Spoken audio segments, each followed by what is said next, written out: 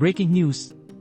Senador Bato de la Rosa binalaang huwag magpakidnap ni Attorney Harry Roque matapos matanggap ang impormasyong may ICC warrant of arrest na ang senador.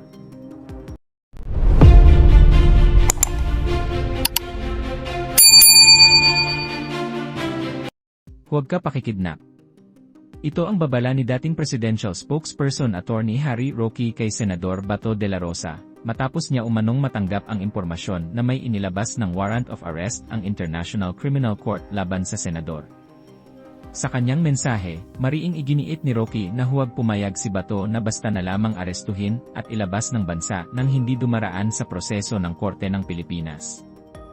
Ayon mismo kay Roque, Senator Bato, your warrant of arrest is out. Huwag ka pakidnap. Insist that you have the right to be brought before a Philippine court first. Ang pahayag ay inilabas sa gitna ng patuloy na pagliban sa mga sesyon ng Senado ni Senador Bato de la Rosa, kasabay ng tumitinding espekulasyon tungkol sa posibleng hakbang ng ICC laban sa kanya.